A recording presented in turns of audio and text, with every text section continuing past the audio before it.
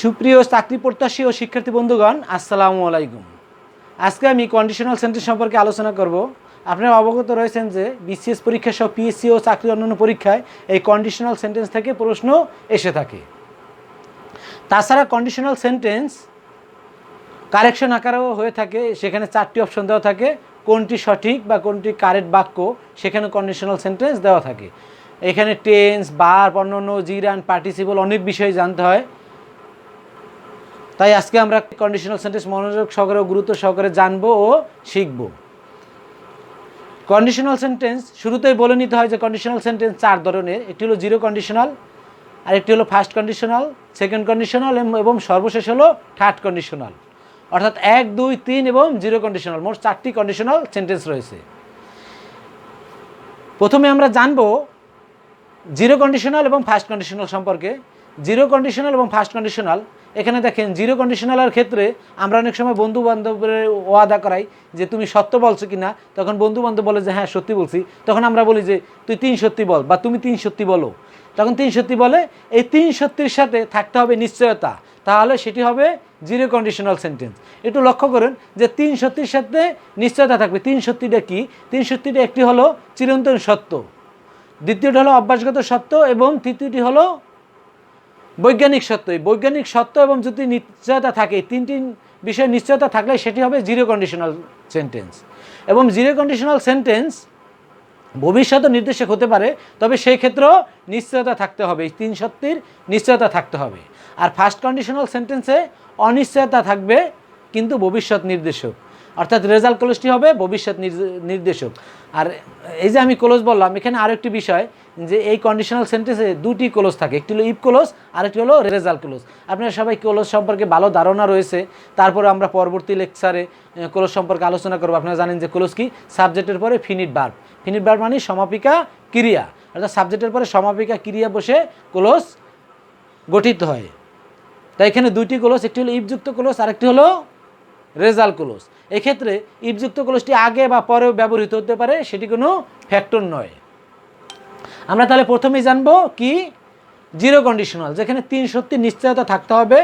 3 সত্যি কোনটি? চিরন্তন সত্য, অভ্যাসগত সত্য এবং বৈজ্ঞানিক সত্য, সাথে নিশ্চয়তা, এই 4টি বিষয় আমরা জানবো। জিরো কন্ডিশনালের গঠন প্রণালী বা স্ট্রাকচার একটু লক্ষ্য করেন। জিরো কন্ডিশনাল হবে ইফ যোগ সাবজেক্ট, সাবজেক্ট যোগ হবে ভার্বের প্রেজেন্ট ফর্ম এবং অবজেক্ট সহ অন্যান্য অংশ। রেজাল্ট ক্লোজে হবে সাবজেক্ট, ভার্বের প্রেজেন্ট ফর্ম ও অবজেক্ট সহ অন্যান্য অংশ যদি থাকে। এখন প্রথম বাক্যটার দিকে লক্ষ্য করুন। এই প্রথম বাক্যটি এবং দ্বিতীয় বাক্যটি গত 24তম এবং 18তম বিসিএস পরীক্ষা এসেছিল। প্রথম বাক্যটি হলো water boils if you heat it 200 degree centigrade, এবং দ্বিতীয় বাক্যটি হলো if a ruby is heated it will temporary lose its colour. এবং 3 নম্বর যেটি বাক্য সেটি হলো ফার্স্ট কন্ডিশনাল, সেখানে if the price is low demand will increase, অর্থাৎ দাম কমলে ডিমান্ড বা চাহিদা বাড়বে। যাই হোক, আমরা জিরো কন্ডিশনাল সেন্টেন্সে চলে যাই। এর গঠন প্রণালী সাবজেক্ট, তারপরে ভার্বের প্রেজেন্ট ফর্ম, তারপরে অবজেক্ট সহ অন্যান্য অংশ যদি থাকে তাহলে সেটি ব্যবহৃত হবে, এবং রেজাল্ট ক্লোজ হবে সাবজেক্ট, ভার্বের প্রেজেন্ট ফর্ম এবং অবজেক্ট সহ অন্যান্য অংশ। এখানে বিভিন্ন বইতে আবার এইভাবেও থাকতে পারে, ইফের পরে প্রেজেন্ট ইনডিফিনিট, রেজাল্ট ক্লোজে present indefinite, if present indefinite present indefinite, বা if present indefinite present conditional. ঠিক আছে, এভাবে থাকতে পারে if present indefinite present indefinite, মানে কি এটা রেজাল্ট ক্লোজ। অথবা এভাবেও থাকতে পারে if present indefinite present conditional, present conditional, এভাবেও বাজারের বিভিন্ন বইতে থাকে। মোট কথা আপনারা এই প্রথম স্ট্রাকচার যদি জানেন তাহলে আর কখনো বলার নয়, অর্থাৎ কোনো কন্ডিশনাল সেন্টেন্সে ভুল করবেন না। জিরো কন্ডিশনাল থেকে যে সেন্টেন্স আসবে তা ভুল হবে না। আর একটি বিষয় বলেছিলাম যে এই জিরো কন্ডিশনাল সেন্টেন্স নিশ্চয়তার ক্ষেত্রে ভবিষ্যৎ নির্দেশকও হতে পারে। সেক্ষেত্রে কি হবে? এখানে সাবজেক্টের পরে উইল বা উইল শ্যাল ইত্যাদি অর্থাৎ ভবিষ্যৎ নির্দেশক কিছু ব্যবহৃত হবে। ভার্বের আগে উইল শ্যাল নির্দেশক কিছু ব্যবহৃত হবে। যেমন দ্বিতীয়টা দেখেন, if a ruby is heated, প্রথম বাক্য ইফের পরে কি subject, A ruby is heated, is কি ভার্ব মানে ভার্বের প্রেজেন্ট ফর্ম, তারপরে অন্য অংশ হিটেড রয়েছে অন্য অংশ, তারপরে ইট, তারপরে কি উইল, টেম্পোরারি লস, লস কি ভার্ব, টেম্পোরারি লস, লস কি ভার্ব, ভার্বের প্রেজেন্ট ফর্ম, ইটস কালার। এটি যদি রুবিকে হিট দেওয়া হয় তাহলে এটা কি হবে, এটা অস্থায়ীভাবে এর কালার বা রং পরিবর্তন করবে বা নষ্ট করবে বা হারাবে। এখন দেখেন এই 1 এবং 2 বাক্য দুটি দ্বারাই নিশ্চয়তা বোঝাচ্ছে। কারণ পানিকে যদি আমরা 100 ডিগ্রি সেন্টিগ্রেড তাপ দেই তাহলে সেটি কি হবে, সেটি ফুটতে শুরু করবে। এটা তো স্বাভাবিক, এটা অবশ্যই নিশ্চয়তা, পানিকে তাপ দিলে ফুটতে শুরু করবে, এটাকে নিশ্চয়তা প্রদান করেছে। দ্বিতীয়টিও if a ruby is heated it will temporally lose its colour. এখানে দেখেন যে দ্বিতীয়টিতে উইল দেওয়া রয়েছে, এটি শূন্যস্থান আকারে 24তম বিসিএস পরীক্ষায় এসেছিল। এখানেও কি যদি রুবিতে হিট দেওয়া হয় তাহলে এটা কি, এটার কালার হারাবে। এখানে যদি আমরা উইল টেম্পোরারি বাদ দেই, দেখেন এইটুকু যদি বাদও দিতাম পরীক্ষা এরকম যদি আসতো ইট লস ইটস কালার, এটা হয়ে যেত, তাহলে কি আমাদের প্রথম স্ট্রাকচার হয়ে যায়, জিরো কন্ডিশনাল স্ট্রাকচার হয়ে যায়, if a ruby heated it lose its colour, অর্থাৎ ফিউচারের দিকে আর যেতে হয়নি।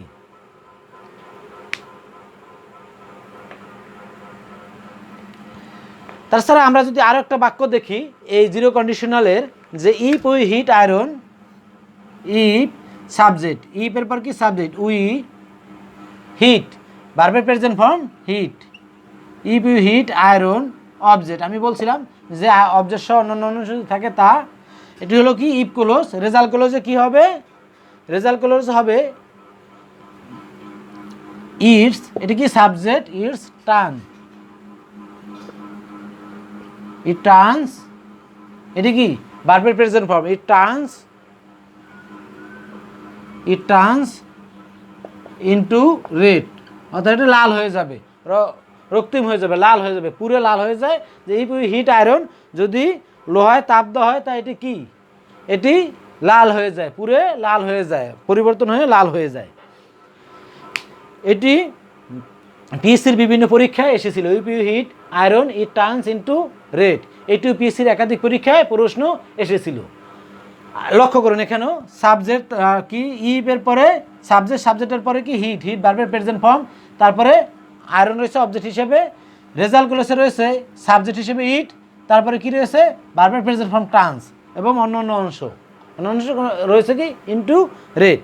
ব্যতিক্রম হয় ইম্পারেটিভ সেন্টেন্সের ক্ষেত্রে, যদি ইম্পারেটিভ সেন্টেন্স দেওয়া থাকে সেটি আগে দেওয়া থাক বা পরে দেওয়া থাক, ওই ইম্পারেটিভ সেন্টেন্সটির পর ইফযুক্ত ক্লোজটি হবে, ইফযুক্ত ক্লোজের কোনো পরিবর্তন হবে না, রেজাল্ট ক্লোজ হিসেবে ইম্পারেটিভ সেন্টেন্সটি ব্যবহৃত হবে। যেমন আমি একটি উদাহরণ যদি দেই,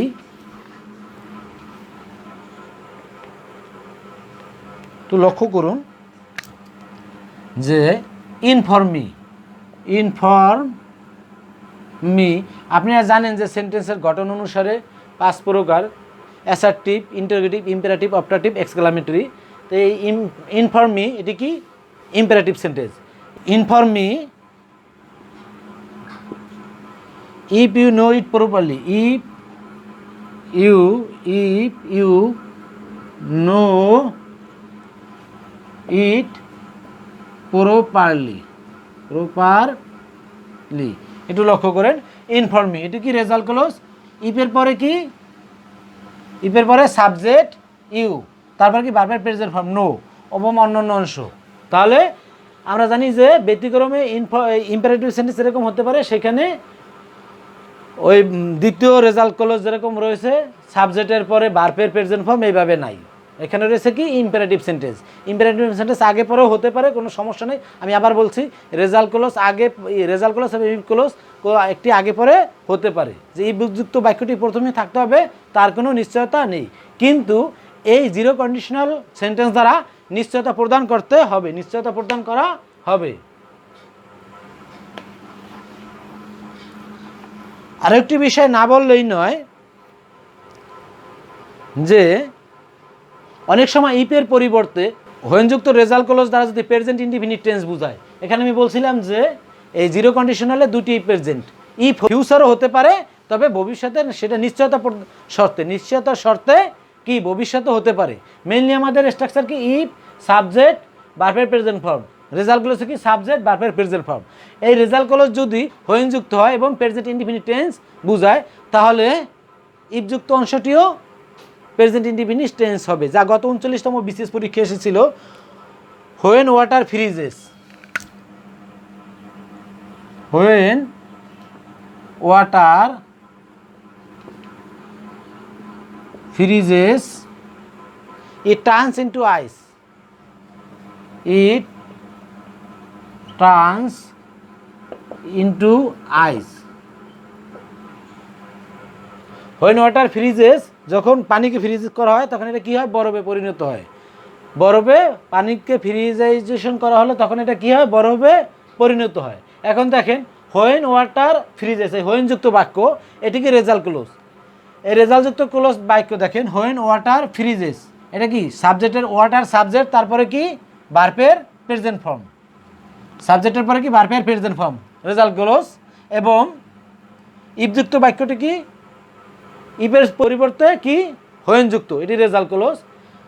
আর একটি কি ইট টার্নস ইনটু আইস, তাহলে দেখেন এটিও সাবজেক্ট, তারপরে কি ভার্বের প্রেজেন্ট ফর্ম টার্নস।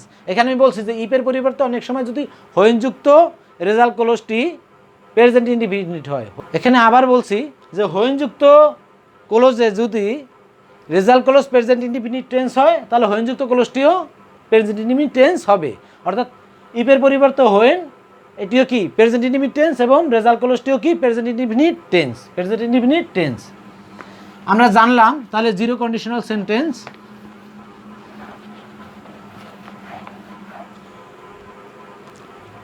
এবার আমরা জানবো ফার্স্ট কন্ডিশনাল সেন্টেন্স সম্পর্কে। 3 নম্বর বাক্যটি ফার্স্ট কন্ডিশনাল। আমি প্রথমেই বলেছিলাম যে জিরো কন্ডিশনালে প্রেজেন্ট কন্ডিশনাল প্রেজেন্ট ইনডিফিনিটের সাথে প্রেজেন্ট ইনডিফিনিট, তবে চিরন্তন সত্য, অভ্যাসগত সত্য বা নিকট ভবিষ্যৎ বৈজ্ঞানিক সত্য নিশ্চয়তার ক্ষেত্রে ফিউচার ইনডিফিনিটও হতে পারে, অর্থাৎ রেজাল্ট ক্লোজটি ফিউচার ইনডিফিনিটও হতে পারে।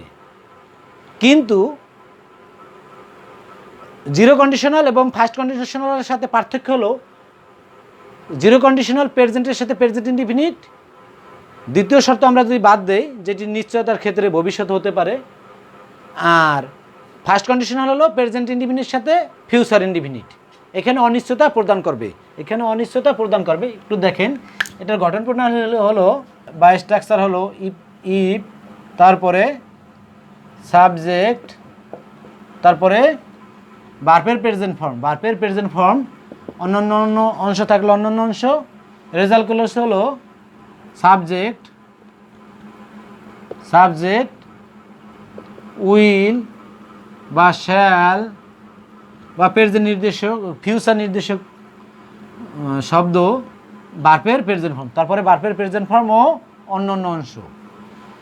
এখানে যে ভার্বের রেজাল্ট ক্লোজে যেখানে ফিউচার ইনডিফিনিট হবে, এই ফিউচার ইনডিফিনিট অবশ্যই অনিশ্চয়তা প্রদান করতে হবে, কারণ যদি নিশ্চয়তা প্রদান করে তাহলে সেটিও জিরো কন্ডিশনালে চলে যেতে পারে। আমরা 2 নম্বর বাক্যতে জানলাম, যা গত 18তম বিসিএস পরীক্ষায় এসেছিল, যে 2 নম্বর বাক্যের মাধ্যমে জানছি যে যদি ফিউচার ইনডিফিনিট হয়ে যায় রেজাল্ট ক্লোজ, সেটি নিশ্চয়তার ক্ষেত্রে কি জিরো কন্ডিশনাল হয়ে যায়। আর নিশ্চয়তা না হলে অনিশ্চয়তা বোঝাতে ফিউচার ইনডিফিনিট টেন্স যেটি রেজাল্ট ক্লোজে রয়েছে সেটি কি ফার্স্ট কন্ডিশনাল। অর্থাৎ ফার্স্ট কন্ডিশনালের গঠন প্রণালী হলো present indefinite future conditional, if যোগ প্রেজেন্ট ইনডিফিনিট যোগ ফিউচার কন্ডিশনাল। যা বলছিলাম যে ফার্স্ট কন্ডিশনাল কি হবে, ইফের পরে প্রেজেন্ট ইনডিফিনিট এবং রেজাল্ট ক্লোজ হবে, ইফযুক্ত বাক্যতে হবে ইফ প্রেজেন্ট ইনডিফিনিট, এবং রেজাল্ট ক্লোজ হবে ফিউচার ইনডিফিনিট অর্থাৎ ফিউচার কন্ডিশনাল, এবং এক্ষেত্রে কি অনিশ্চয়তা প্রদান করবে। যেমন 3 নম্বর বাক্যটি দেখুন, if the price is low demand will increase. যদি প্রাইস কমে, কোনো কিছু দাম কমে, সেক্ষেত্রে কি চাহিদা বাড়বে। এক্ষেত্রে দেখেন প্রাইস কমলে চাহিদা বাড়বে, প্রাইস তো নাও কমতে পারে, আবার প্রাইস কমলে যে চাহিদা বাড়বে তাও অনিশ্চিত, যে প্রাইস কমলে দেখা যায় কি চাহিদাও কমে যেতে পারে, এটার কোনো নিশ্চয়তা নাই, গ্যারান্টি ওয়ারান্টি নেই চায়না কোম্পানির মতো। তারপরে দেখেন এরকম, if you do not hurry you will miss the train. If you don't হারি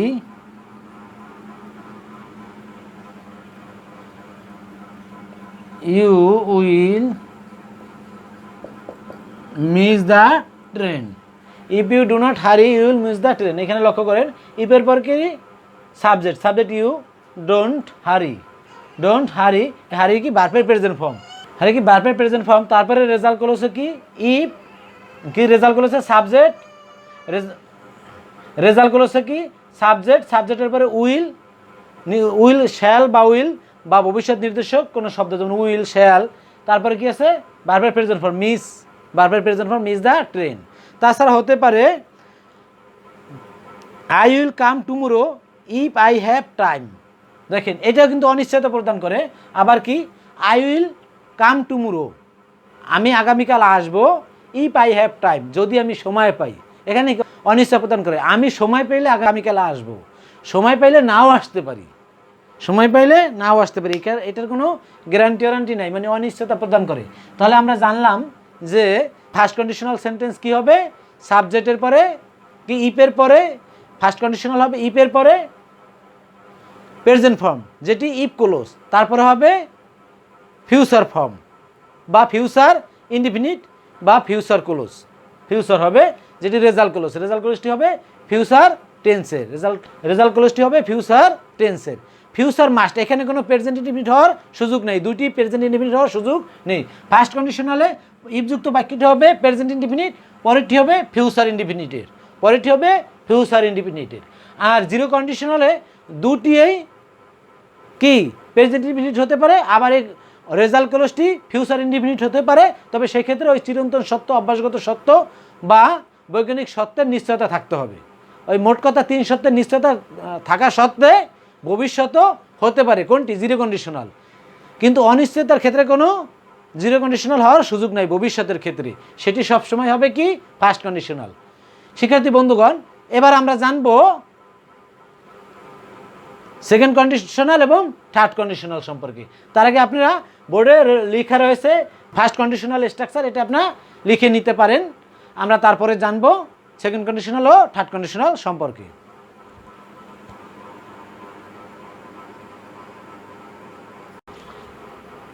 ধন্যবাদ শিক্ষার্থী বন্ধুগণ, এতক্ষণ আমরা জিরো কন্ডিশনাল এবং ফার্স্ট কন্ডিশনাল সেন্টেন্স সম্পর্কে জেনেছি। এখন আমরা জানবো সেকেন্ড কন্ডিশনাল এবং থার্ড কন্ডিশনাল সেন্টেন্স সম্পর্কে। বোর্ডে 3টি বাক্য রয়েছে, আপনারা দেখতে পাচ্ছেন যে 1 নম্বর বাক্য হলো if we had a boat we would cross the river. 2 নম্বরে if I were you I would handle the situation. এই 2 নম্বর বাক্যটি গত 13তম বিশেষ পরীক্ষায় এসেছিল। আবার এখানে উল্লেখ্য যে এই কন্ডিশনাল সেন্টেন্সগুলি কারেকশন আকারেও চলে এসে থাকে। বারবার আমি বলছি যে 4টি অপশন দেওয়া থাকে, তার মধ্যে কোনটি সঠিক। যেমন 2 নম্বরে যেটি এসেছিল সেখানে আই উড হ্যান্ডেলের জায়গায় ব্র্যাকেটে শুধু হ্যান্ডেল দেওয়া ছিল। 4টি অপশন ছিল, তার মধ্যে উড হ্যান্ডেল একটি, একটু লক্ষ্য করুন। এবং থার্ড যেটি লাল কালিতে লেখা আছে if I had known you were coming I would have gone to the station, এটি হলো থার্ড কন্ডিশনাল। অর্থাৎ 1 ও 2 নম্বর বাক্যটি হলো সেকেন্ড কন্ডিশনাল সেন্টেন্স এবং এই 3 নম্বর বাক্যটি হলো থার্ড কন্ডিশনাল সেন্টেন্স। আমরা আরও একটি বিষয় জেনেছি যে কন্ডিশনাল সেন্টেন্সের 2টি অংশ থাকে, একটি হলো ইফ ক্লোজ, আরেকটি হলো রেজাল্ট ক্লোজ। একটি হলো ইফ ক্লোজ এবং আরেকটি হলো রেজাল্ট ক্লোজ। ক্লোজ কি সাবজেক্টের পরে অবশ্যই ফিনিট ভার্ব থাকবে, অর্থাৎ সমাপিকা ক্রিয়া থাকবে। অবজেক্ট থাকতেও পারে নাও পারে, অবজেক্ট থাকতে পারে না পারে। একটু লক্ষ্য করুন যে 1 ও 2 নম্বর বাক্যের ক্ষেত্রে আমরা যদি সেকেন্ড কন্ডিশনালের গঠন প্রণালী জানি, সেকেন্ড কন্ডিশনাল সেন্টেন্সকে অনেক সময় পাস্ট কন্ডিশনালও বলা হয়ে থাকে। এটির গঠন প্রণালী হলো if structure of second conditional sentence if subject, তারপরে ভার্বের পাস্ট ফর্ম। আমরা জানি ভার্বের প্রেজেন্ট ফর্ম, পাস্ট ফর্ম এবং পাস্ট পার্টিসিপল, এই 3টি ফর্ম রয়েছে। এবার হবে ভার্বের পাস্ট ফর্ম, যাকে বি টু দ্বারা প্রকাশ করা হয়, বি টু দ্বারা প্রকাশ করা হয় ভার্বের পাস্ট ফর্ম অবজেক্ট ও অন্যান্য অংশ, এবং রেজাল্ট ক্লোজে থাকবে রেজাল্ট ক্লোজ, সেখানে থাকবে সাবজেক্ট উড কিংবা শুড, মাইট কিংবা কুড, যোগ ভার্বের প্রেজেন্ট ফর্ম। একটু খেয়াল করবেন, ভার্বের প্রেজেন্ট ফর্ম অবজেক্ট ও অন্যান্য অংশ, অবজেক্ট ও সর্বশেষ অবজেক্ট ও অন্যান্য অংশ। অর্থাৎ পাস্ট কন্ডিশনাল সেন্টেন্স, যেটি পাস্ট কন্ডিশনাল সেন্টেন্স বা সেকেন্ড কন্ডিশনাল সেন্টেন্সে কী থাকবে, ইফের পরে সাবজেক্ট থাকবে, তারপরে ভার্বের পাস্ট ফর্ম অবজেক্ট এবং ইফ ক্লোজে থাকবে এটি দ্বিতীয় অংশে, অর্থাৎ রেজাল্ট ক্লোজে থাকবে সাবজেক্ট উড অথবা শুড অথবা মাইট অথবা কুড, তারপরে থাকবে ভার্বের প্রেজেন্ট ফর্ম এবং সর্বশেষ অবজেক্ট অন্যান্য অংশ। আমরা যদি এই বিষয়টি আবার এভাবেও থাকতে পারে, অনেক বইয়ে রয়েছে ইফ পাস্ট ইনডিফিনিট যোগ পাস্ট কন্ডিশনাল, এরকম হতে পারে। স্ট্রাকচারটা অনেক জায়গায় হয়তো আপনারা বুঝতে ভুল করেন যে এই স্ট্রাকচার আর ওই স্ট্রাকচার, নিচের এই এখন যেই স্ট্রাকচারটি লিখবো একই স্ট্রাকচার। ইফ পাস্ট ইনডিফিনিট যোগ পাস্ট কন্ডিশনাল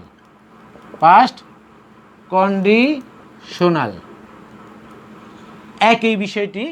পাস্ট কন্ডিশনাল থেকে সাবজেক্টের বার উড শুড মাইট কুড, ভার্বের প্রেজেন্ট ফর্ম, এটা বুঝাচ্ছে পাস্ট ইনডিফিনিট, মানে ইফের পরে যে বাক্যটা হবে সেটা হবে পাস্ট ইনডিফিনিট বাক্য। বিভিন্নভাবে থাকতে পারে, কিন্তু মূল কথা যে আমরা এই স্ট্রাকচার দিকে খেয়াল করব। এই প্রথম স্ট্রাকচারটা যদি আমরা জেনে নেই তাহলে আর আমাদের কোনো সমস্যা হবে না সেকেন্ড কন্ডিশনাল সেন্টেন্স চিনতে। একটু লক্ষ্য করুন যে প্রথম বাক্যটায় রয়েছে if we had a boat we would cross the river. If রয়েছে, সাবজেক্ট হিসেবে উই রয়েছে, ভার্ব টু হিসেবে হ্যাড রয়েছে। হ্যাভ ভার্বের পাস্ট টেন্স হলো কি হ্যাড, হ্যাভ ভার্বের পাস্ট টেন্স হ্যাভ। অবজেক্ট হিসেবে কি রয়েছে, বোট রয়েছে। তারপরে রেজাল্ট ক্লোজে রয়েছে উই সাবজেক্ট হিসেবে, তারপরে রয়েছে কি উড শুড মাইট কুডের উড রয়েছে। তারপরে ভার্বের প্রেজেন্ট ফর্ম কি ভার্ব, ক্রস ভার্বের প্রেজেন্ট ফর্ম ক্রোজে। তারপরে অবজেক্ট হিসেবে দি রিভার রয়েছে। এখানে আবার দেখেন, যেমন ইফ হি ইনভাইটেড মি, আমরা আরও একটা বাক্য লিখতে পারি, if he invited me I would join the meeting. Zoom meeting, বর্তমানে Zoom meeting, team meeting, room meeting অনেক কিছু হয়। ইফ হি ইনভাইটেড মি, সে যদি আমাকে দাওয়াত দিত বা আমন্ত্রণ দিত, I would join the meeting, আমি মিটিংয়ে যোগদান করতাম। লক্ষ্য করুন, সাবজেক্ট কি ইফ, তারপরে হি সাবজেক্ট, ইনভাইটেড ভার্বের ইনভাইট ভার্বের পাস্ট টেন্স হলো ইনভাইটেড, যা verb two, me object. Result ক্লোজে রয়েছে আই সাবজেক্ট হিসেবে, উড কুড শুড বা মাইটের মধ্যে উড ব্যবহৃত হয়েছে, এবং ভার্বের প্রেজেন্ট হিসেবে জয়েন, সর্বশেষ দি মিটিং অবজেক্ট হিসেবে রয়েছে। তাহলে আমরা এই স্ট্রাকচারের সাথে মিলালাম। সেকেন্ড কন্ডিশনাল সেন্টেন্সে আরেকটি বিষয় হলো যে এখানে ইফযুক্ত বাক্যে যদি বি ভার্ব ব্যবহৃত হয়, আপনারা জানেন যে ইফযুক্ত বি ভার্ব কোনগুলি। বি ভার্ব ইফযুক্ত বাক্যে যদি বি ভার্ব ব্যবহৃত হয়, তা সর্বদা অয়ার হিসেবে বাক্যে ব্যবহৃত হবে। বি ভার্ব কোনগুলি, ভার্ব টু বি বা be verb, be verb to be বা বি ভার্ব, আমরা যাই বলি না কেন, বা বি ভার্ব। আপনারা সবাই বি ভার্ব সম্পর্কে অবগত রয়েছেন। বি ভার্ব কোনগুলি, am is are was were হলো be verb, am is are was were been, এগুলো হলো কি বি ভার্ব। এই বি ভার্বে যদি ব্যবহৃত হয় ইফযুক্ত বাক্য, মানে প্রথম বাক্য কোনো কথা না, এখানে ইফ পরে হতে পারে, রেজাল্ট ক্লোজ যেটি অর্থাৎ দ্বিতীয় বাক্যটি আগেও হতে পারে, ইফ পরেও ইফযুক্ত বাক্যটি পরে হতে পারে। কি এখানে দুইটি ক্লোজ, একটি হলো ইফযুক্ত ক্লোজ, আরেকটি হলো রেজাল্ট ক্লোজ, এখানে আগে পরে হতে পারে। কথা হলো ইফযুক্ত ক্লোজে যদি বি বার ব্যবহৃত হয় তবে সেটি অয়ার হিসেবেই ব্যবহৃত হবে এবং এই অয়ার পাস্ট টেন্স হলো ভবিষ্যতের সম্ভাবনা বুঝাবে এবং বর্তমানের অসম্ভাবনা বুঝাবে, অর্থাৎ অনিশ্চয়তা বুঝাবে। ভবিষ্যতের নিশ্চয়তা বুঝাবে এবং বর্তমানে অনিশ্চয়তা, মানে ভবিষ্যতের সম্ভাবনা বর্তমানের অসম্ভাবনা বুঝাবে। আমরা স্ট্রাকচারটা লিখে নিয়েছি অলরেডি, আমরা এখন দেখে নেই যে একটু খেয়াল করি। যে বলছিলাম ইফযুক্ত বাক্যে যদি বি ভার্ব হয় তাহলে সেটি অয়ার হিসেবে ব্যবহৃত হবে। যেমন if I were you I would help you, অথবা 2 নম্বর বাক্যটা দেখেন if I were you I would handle the situation more carefully. এটি গত 13তম বিসিএস পরীক্ষা এসেছিল। ইফ আই ওয়ার ইউ, দেখেন এখানে আবার আমরা যদি লক্ষ্য করি তাহলে একটু খেয়াল করে দেখবো যে এটি পাস্ট টেন্সে, পাস্ট ইনডিফিনিট টেন্সে, কারণ বি ভার্বের পাস্ট টেন্স হলো ওয়াজ হতে পারে ওয়ারও হতে পারে, কিন্তু ওয়ার হিসেবেই ব্যবহৃত হয়। তাহলে কি ইফযুক্ত বাক্যে যদি বি ভার্ব হয় সেটি ওয়ার হিসেবে ব্যবহৃত হয়। বাকিগুলো সব মানে রেজাল্টগুলো সব ঠিক আছে। সাবজেক্ট, তারপরে উড, কুড, মাইট, শুড যেটি ব্যবহৃত হয়, উড ব্যবহৃত হচ্ছে, তারপরে কি ভার্বের প্রেজেন্ট ফর্ম হ্যান্ডেলে ব্যবহৃত হচ্ছে দি সিচুয়েশন মোর কেয়ারফুলি, বাকিটার কোনো পরিবর্তন নেই। এবং এখানে আরেকটি জিনিস দেখেন যে if I were a millionaire,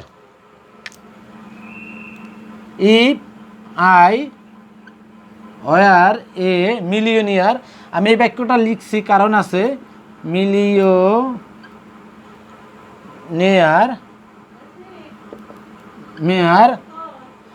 I would help the poor, I would help the পুর।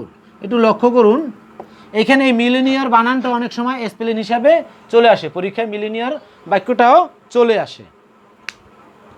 তাহলে আমরা জানলাম যে ইফযুক্ত বাক্য যদি বি ভার্ব হয় তাহলে অয়ার হিসেবে ব্যবহৃত হবে। এবং এখানে আরেকটি জিনিস লক্ষ্য করুন যে আমি বলছিলাম যে এই অয়ার পাস্ট টেন্স হলেও ভবিষ্যতের সম্ভাবনা এবং বর্তমানের অসম্ভাবনা বুঝাবে। যেমন if I were a millionaire, যদি আমি মিলিয়নিয়ার হতাম, আই উড হেল্প দ্য পুর, তাহলে আমি কি করতাম? গরিবদেরকে সহায়তা করতাম। যদি হতাম, এটি কি বুঝাচ্ছে? ভবিষ্যতের সম্ভাবনা। যদি হতাম তাহলে আমি গরিবদেরকে কি সহায়তা করতাম, না হলে করার সম্ভাবনা নেই, অর্থাৎ বর্তমানে কোনো সম্ভাবনা নেই। সম্ভাবনাটা কোথায় বুঝিয়েছে? সম্ভাবনাটি ভবিষ্যতে বুঝিয়েছে। তাহলে আমরা এই ব্যাপারটা সেকেন্ড কন্ডিশনাল ক্লিয়ার, যে আমরা সেকেন্ড কন্ডিশনাল কীভাবে হবে এটা আমরা বুঝে গেলাম। এবার আমরা জানবো 3 নম্বর বাক্যটি, যেটি থার্ড কন্ডিশনাল। একটু লক্ষ্য করুন, আমরা থার্ড কন্ডিশনাল অর্থাৎ সর্বশেষ যেটি আমাদের কন্ডিশনাল সেন্টেন্সের সেটি হলো থার্ড কন্ডিশনাল, এটি আমরা জানবো। এখানে লক্ষ্য করুন, if I had known you were coming I would have gone to the station.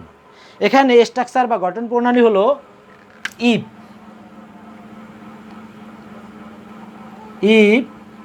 তারপরে সাবজেক্ট,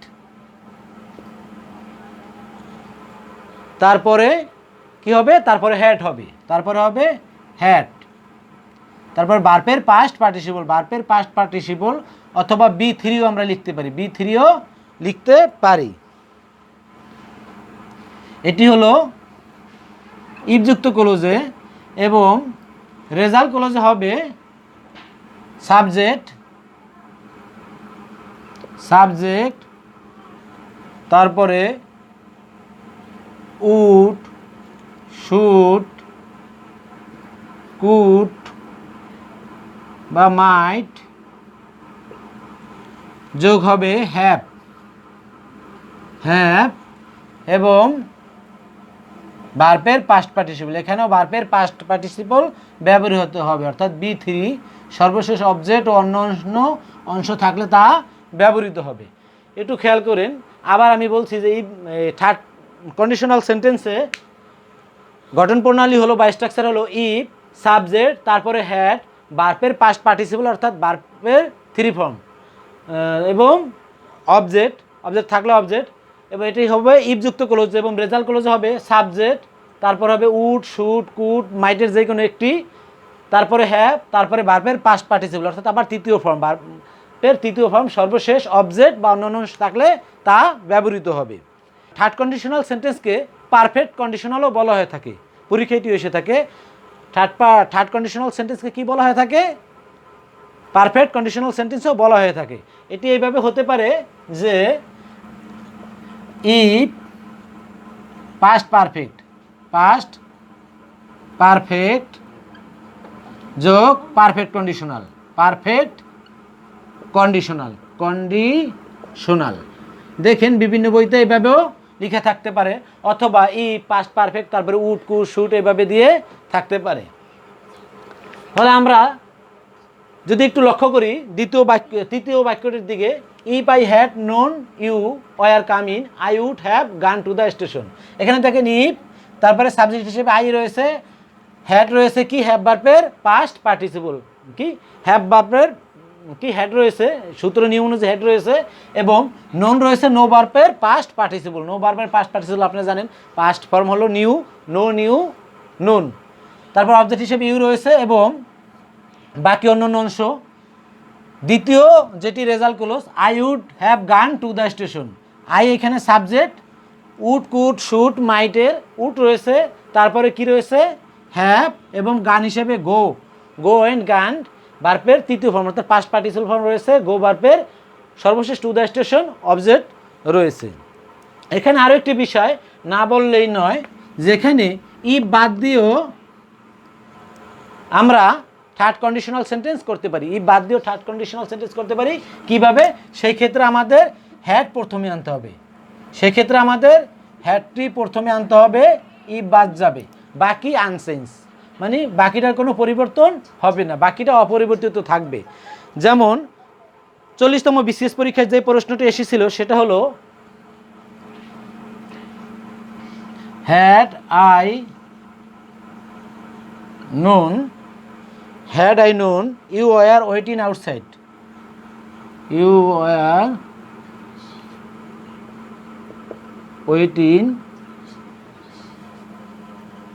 আউটসাইড, এটি গত 40তম বিসিএস পরীক্ষা এসেছিল। Had I known you were waiting outside I would have invited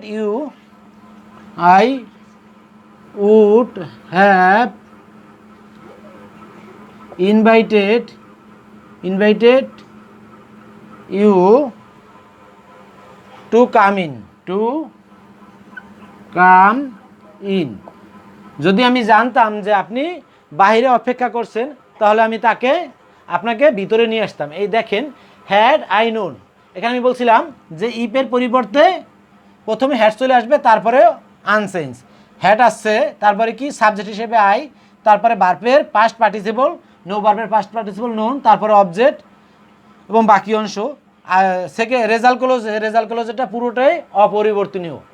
subject, তারপরে উড শুড কুড মাইটের যে কোনো একটি অংশ, তারপরে হ্যাভ, তারপরে কি ভার্বের পাস্ট পার্টিসিপল, তারপরে অবজেক্ট হিসেবে ইউ এবং অন্যান্য অংশ। এটি গত 40তম বিসিএস পরীক্ষা এসেছিল।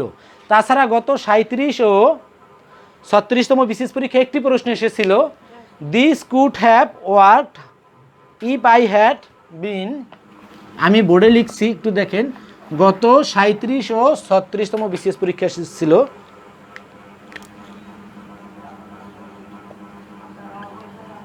This could have worked if I had been more cautious. I had been more cautious. এবং আরেকটি হলো ফার সাইটেড। শুধু এই একটি শব্দ চেঞ্জ করে ফার সাইটেড দিয়ে ছিল 36তম বিসিএসে এবং 37তম বিসিএসে ছিল কসাস দিয়ে। This could have worked if I had been more cautious. এখন লক্ষ্য করেন যে এখানে এটিও কি থার্ড কন্ডিশনাল সেন্টেন্স। কেন? আমি বলেছিলাম যে একটি হলো ইফযুক্ত ক্লোজ, আরেকটি হলো রেজাল্ট ক্লোজ, যে কোনোটি আগে পরে হতে পারে।